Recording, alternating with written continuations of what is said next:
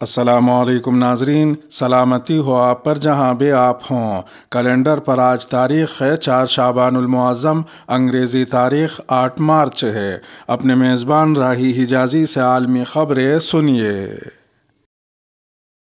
Ground میں اذان کی آواز سننا خوبصورت لمحہ تھا۔ دورہ پاکستان پر موجود آسٹریلوی ٹیم کے کپتان پیٹ کمنز کا کہنا ہے کہ میرے لیے وہ لمحہ انتہائی خوبصورت تھا جب ہم پریکٹس سیشن میں مصروف تھے اور راولپنڈی سے بلند ہونے والی اذان کی آواز گراؤنڈ میں گونج رہی تھی جبکہ پس منظر میں پہاڑ تھے۔ آسٹریلوی ویب سائٹ کے لیے تحریر کیے گئے اپنے بلاگ میں پیٹ کمنز نے پاکستان دورے کو غیر معمولی قرار دیتے ہوئے اسے اپنی اور دیگر کھلاڑیوں کی زندگیوں اور کیریئر کا خاص لمحہ قرار دیا۔ اپنی تحریر میں انہوں نے جمعے کے روز میچ کے پہلے سیشن میں 2.5 گھنٹے کے لیے نماز اور کھانے کے وقفے اور اس دن کی اہمیت کا ذکر کرتے ہوئے لکھا کہ ہم یہاں رہتے ہوئے ہر وقت سیکھ رہے ہیں۔ پاکستان پہنچنے کے بعد مقامی روایات کو سمجھنے کے لیے عثمان خواجہ، مارنس لیبوشین اور اسٹیو اسمتھ کے درمیان سوال و جواب کا ذکر کرتے ہوئے انہوں نے لکھا کہ یہ دلچسپ رہا اور جیت اسمتھ کے نام رہی۔ پاکستانی نژاد آسٹریلین کرکٹر عثمان خواجہ کے آبائی ملک میں ہونے اور خوشی بھرے جذبات کا تذکرہ کرتے ہوئے پیٹ کمنز نے لکھا کہ انہوں نے ہمیں دورے پاکستان کی اہمیت بتائی تو یہ واضح تھا کہ وہ ہمارے دورے کو پاکستان کرکٹ کی آئندہ نسل کے لیے ایک انسپائریشن سمجھ رہے ہیں۔ دورے کے دوران سیکیورٹی کے خصوصی انتظامات کا ذکر کرتے ہوئے انہوں نے لکھا، ہمیں بتایا گیا تھا کہ 15 تا 20 ہزار افراد ہمیں ایئرپورٹ سے اسلام آباد میں ہوٹل تک پہنچانے کے آپریشن کا حصہ ہوں گے۔ مجھے اس پر شبہ نہ تھا۔ ہم نے اپنے 30 منٹ کے سفر کے دوران کوئی ایک کار بھی نہ دیکھی۔ ہر چند میٹر کے بعد پولیس اور کمانڈوز تعینات تھے۔ ہمارے قافلے میں شامل سیکیورٹی اس کے علاوہ تھی۔ میلبورن سے اسلام آباد پہنچنے کے بعد ٹارمک پر ہی ملٹری اسٹائل بس میں سوار ہونے پر کھلاڑیوں کی کیفیت کا ذکر کرتے ہوئے انہوں نے لکھا کہ کھلاڑی کچھ پریشان سے تھے۔ وہ 5 یا 6 انچ موٹی کھڑکیوں کو تھپتھپا رہے تھے۔ اس سے قبل ہم میں سے کسی نے ایسا تجربہ نہیں کیا تھا۔ پریکٹس سیشن کے لیے ہوٹل سے راولپنڈی جاتے ہوئے 10 منٹ کا سفر تھا اور اس دوران سفر کے راستے پر ہر طرح کی سرگرمی کی بندش بھی پیٹ کمنز کی تحریر کا حصہ رہی۔ تکمیلی تلبینہ، طاقت، صحت اور شفا کے لیے سنت اور طب نبوی کا بہترین نسخہ ابھی آرڈر کریں۔ کم پیسے میں ہمارے ساتھ بزنس شروع کریں۔ بھارت بھر سے ڈسٹریبیوٹر بننے کے لیے کال کریں 8698242261۔ تکمیلی herbal health care, Malegaon, India. بیٹے کے خواہش مند والد نے 7 دن کی بیٹی کو قتل کر دیا۔ پاکستان کے صوبے پنجاب میں ضلع میانوالی میں پولیس نے بتایا ہے کہ اتوار کی شب محلہ نور پورے میں 7 دن کی نومولود بچی کو اس کے والد شاہ زیب نے گولی مار کر قتل کر دیا۔ میانوالی کے ضلعی پولیس افسر اسماعیل الرحمان کھاڑک کے مطابق واقعے کی FIR درج ہو چکی ہے جبکہ ملزم کو جلد از جلد گرفتار کرنے کے لیے گزشتہ شب ہی پولیس کی ٹیمیں تشکیل دی گئی تھیں۔ انہوں نے مزید بتایا کہ ملزم شاہ زیب بیٹے کا خواہش مند تھا اور یہی وجہ تھی کہ اس نے بیٹی کو جان سے مار دیا۔ اسماعیل الرحمان نے بتایا، میں نے دوران ملازمت کبھی اس طرح کا واقعہ نہیں سنا کہ ایک 7 دن کی بچی کو خود اس کے والد فائرنگ کر کے قتل کر دیں۔ ملزم کو ہم پاتال سے بھی نکال کر لائیں گے۔ ابتدائی معلوماتی رپورٹ دفعہ 302 کے تحت ملزم اور اس کی اہلیہ کے چچا ہدایت اللہ کی مدعیت میں درج ہوئی جس میں انہوں نے پولیس حکام کو بتایا کہ بھتیجے شاہ زیب کو بیٹا پیدا نہ ہونے کا رنج تھا جس کے نتیجے میں اس نے بیٹی کو قتل کیا۔ ہدایت اللہ کے مطابق وہ خود اس واقعے کے چشمدید گواہ ہیں اور ان کے سامنے ہی گزشتہ رات 9 بجے کے قریب شاہ زیب 30 بور پستول کے ساتھ داخل ہوا اور شور و شغب کرنے لگا کہ وہ اپنی بیٹی کو زندہ نہیں چھوڑے گا۔ انہوں نے FIR میں لکھوایا، شاہ زیب نے بچی کو والدہ کی گود سے چھین کر یکے بعد دیگرے فائر کر دیے جو بچی کے جسم پر دائیں طرف مختلف جگہوں پر لگے۔ جب ہم شاہ زیب کو پکڑنے کے لیے آگے بڑھے تو اس نے ہمیں جان سے مارنے کی دھمکی دی اور اسلحہ لہراتا ہوا فرار ہو گیا۔ ہدایت اللہ نے مزید بتایا کہ شاہ زیب اور اس کی بیوی دونوں آپس میں کزنز ہیں اور والدین کے کہنے پر دونوں کی 2 سال قبل شادی ہوئی تھی۔ مقتولہ بچی دونوں کی پہلی اولاد تھی۔ انہوں نے کہا کہ شاہ زیب نے FSC کیا ہوا تھا اور وہ بیچلرز کرنے کی تیاری میں مصروف تھا۔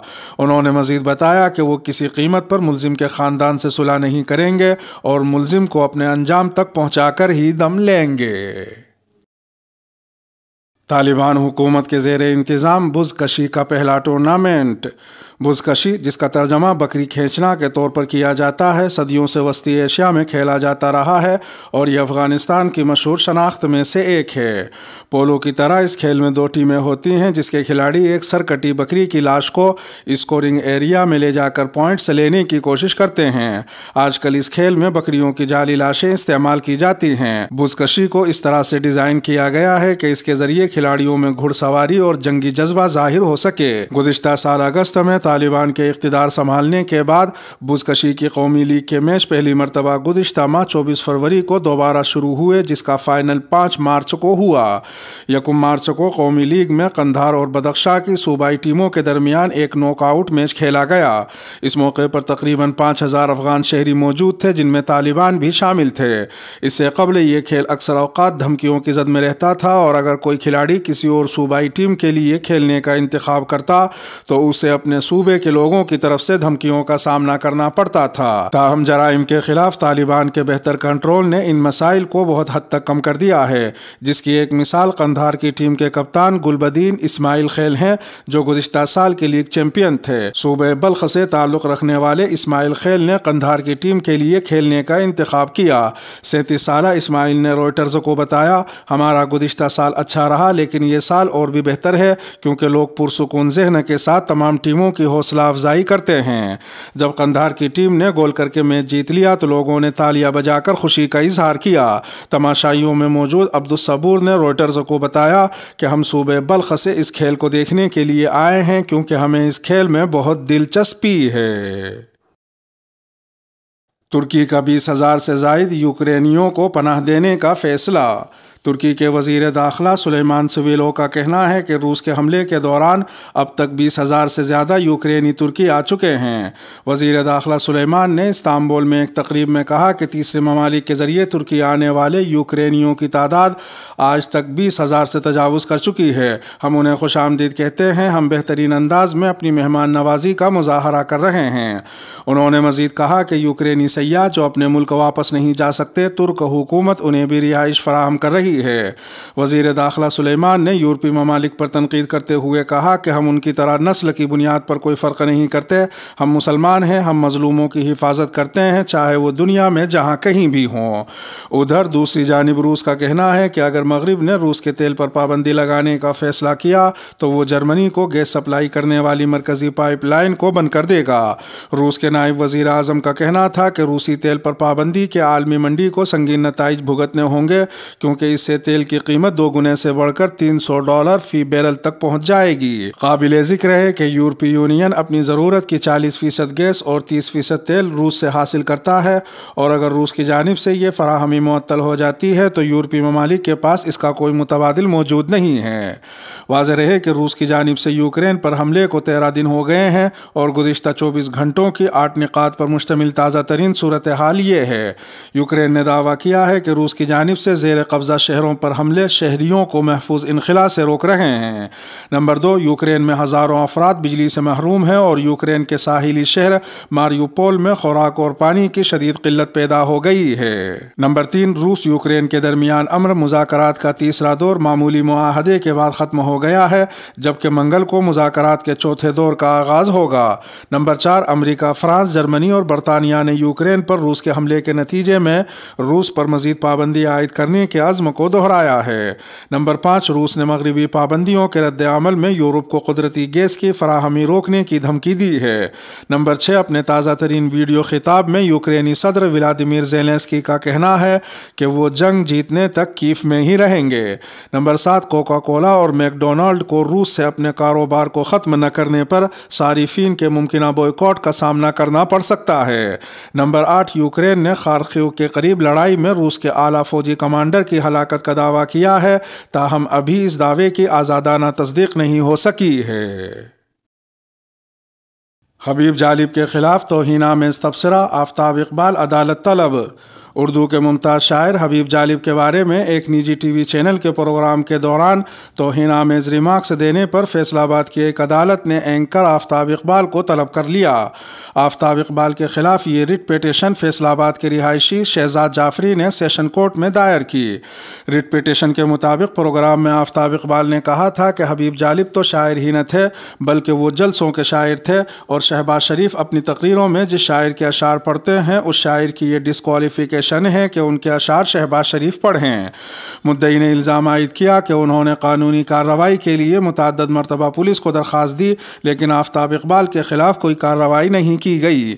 ایک سوال کے جواب میں انہوں نے کہا کہ حد کے عزت کے قانون میں ہر کسی کے خلاف درخواست تو نہیں دی جا سکتی، لیکن جو شاعر، آرٹسٹ یا سیاستدان ہوتے ہیں وہ پبلک پراپرٹی ہوتے ہیں۔ اس حوالے سے اگر کسی کی بھی دل آزاری ہو تو وہ اس کی بنیاد پر پیٹیشن دائر کر سکتا ہے اور اس شخص کے خلاف کارروائی کا مطالبہ کیا جا سکتا ہے جس نے کسی عوامی شخصیت کی توہین کی ہو۔ واضح رہے کہ اس بارے میں حبیب جالب کی بیٹی طاہرہ جالب کی قیادت میں ان کے مداحوں نے 3 فروری 2022 کو آفتاب اقبال کے خلاف پنجاب اسمبلی کے سامنے احتجاجی مظاہرہ کیا تھا۔ علاوہ ازیں طاہرہ جالب اپنے والد حبیب جالب کے خلاف فرضہ سرائی کے الزام میں آفتاب اقبال سے معافی مانگنے کا مطالبہ اور 10 کروڑ روپے ہرجانے کا نوٹس بھجوا چکی ہیں۔ 8 مارچ آزادی نسواں کے نام پر بے راہ روی کا دن۔ ہر سال 8 مارچ کو مٹھی بھر گناہ پسند خواتین جلوس نکالتی ہیں جس میں انہوں نے انتہائی بیہودہ پلے کارڈز اٹھائے ہوتے ہیں جن پر ناگفتہ بھی نعرے درج ہوتے ہیں اور چند تصاویر جو ان کی بے حیائی کی عکاس ہوتی ہیں بنی ہوتی ہیں۔ میرا جسم میری مرضی کا نعرہ زبان زد عام ہو چکا ہے۔ اس نعرے کا مقصد بھی یہی ہے کہ معاشرے میں خواتین کچھ بھی کرتی پھریں، انہیں کوئی روکنے ٹوکنے والا نہ ہو، وہ کچھ بھی پہنے کہیں بھی جائیں، انہیں مکمل آزادی حاصل ہو۔ کوئی مرد چاہے ان کا باپ یا شوہری کیوں نہ ہو انہیں روکنے کی جرات نہ کرے اور نہیں پوچھ سکے کہ یہ کیا پہن رکھا ہے یا کہاں سے آئی ہو۔ اس بےہودگی کو یہ لبرل انتہا پسند خواتین آزادی کا نام دیتی ہیں۔ ہمارے گھروں یا گلی محلوں میں تو کبھی کسی خاتون نے آزادی کا مطالبہ نہیں کیا، نہیں ہم نے کبھی سنا کہ فلاں محلے میں فلاں خاتون ہے جو آزادی چاہتی ہے، کیونکہ یہی آزادی جو ہمارے معاشرے میں خواتین کو حاصل ہے یہ خواتین کے لیے کافی ہے جس پر خواتین خوش اور مطمئن ہیں۔ لیکن یہ چھوٹا سا گناہ پسند ٹولہ جو فحاشی و عریانی کو معاشرے میں عام کرنے کا مقصد لے کر آیا ہے، یہ پردہ نشین عورتوں کو ورغلانے کی کوشش کرتا ہے، کیونکہ جو حیا باختہ خواتین ایسی آزادی کا مطالبہ کر رہی ہیں وہ سب تو پہلے ہی آزاد ہیں۔ انہیں کب کسی نے کچھ کہا ہے؟ اگر کچھ کہا ہوتا تو آج نوبت یہاں تک نہ پہنچتی۔ جب وہ اتنی آزاد ہیں تو پھر کیسی آزادی کا مطالبہ کر رہی ہیں؟ دراصل یہ گناہ پسند اللہ رسول کی باغی خواتین اپنی آزادی کا مطالبہ نہیں کرتی، بلکہ وہ تو گھریلو پاکیزہ پردہ نشین خواتین کو آزادی کے سہانے سپنے دکھا کر اس طرف متوجہ کرنا چاہتی ہیں اور انہیں بھی باغی بنانا چاہتی ہیں۔ واضح رہے کہ اسلام نے خواتین کو بھرپور آزادی دی ہے، لیکن جیسے ہر جگہ آزادی کی کچھ حدود ہوتی ہیں ایسے ہی یہاں بھی اللہ تعالیٰ نے اس کی حدود مقرر کی ہیں۔ اگر کوئی شخص یہ کہتا ہے کہ یہ ملک میرا ملک ہے، میں اس میں آزاد ہوں، جہاں بھی چاہوں جا سکتا ہوں، اس کی اس بات کو حکومت بھی مانے گی، لیکن حکومت نے کچھ حدود مقرر کر رکھی ہیں۔ جیسے وہ شخص کسی حساس ادارے میں داخل نہیں ہو سکتا چاہے وہ آزاد ملک کا آزاد شہری ہو، اسی طرح یہاں بھی خواتین کو آزادی کے ساتھ پردے کا حکم دیا گیا ہے تاکہ معاشرہ پاکیزہ ہو اور اسلامی تہذیب، ثقافت اور مذہب کے مطابق یہاں مردوں اور خواتین کے درمیان محبت، الفت اور احترام کا رشتہ برقرار رہے۔